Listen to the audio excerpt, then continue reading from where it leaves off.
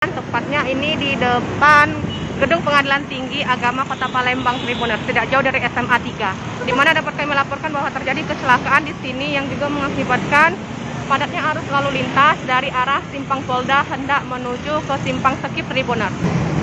Ini lokasinya ada di Jalan Jenderal Sudirman, tepatnya di depan Pengadilan Tinggi Agama Palembang, dekat dengan Rumah Sakit Muhammad Husin.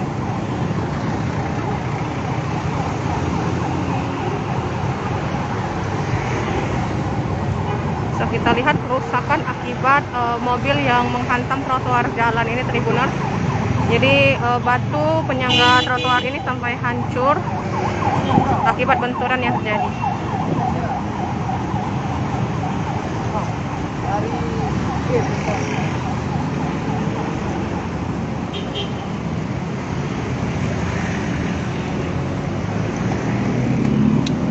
Boleh, Bapak? Ada yang mau wawancara nggak?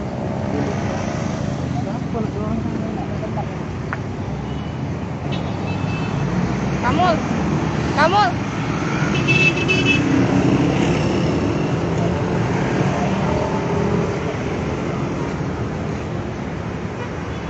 Nanti jemur rokok jemur. Oh, namun bon. Kok sore Tidak mendidik lab Anda ini ya.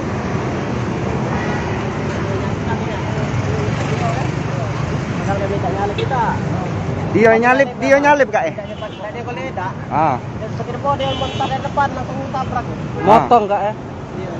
Posisi mobil gitu depan belakang kali ya? Di depan gitu. Di depan dia mobil gitu. Terus? Dia masuk langsung nabrak ini kan? Ah. Jadi kami nomor sini. Nabrak bagian belakang gitu kak? Iya sebelah kiri kak ya? Jadi dia tuh nak nyalip itu kak ya? Posisi jalan lagi macet kak tadi kak? Macet memang ya.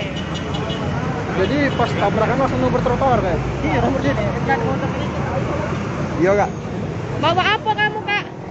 Hah? Bawa apa mobil? Keluarga. Lagi, oh dari mana? Dari mana kak? Oh. Dari Balai nak ke? Antagraha? Di mana? Ke Palembang. PS.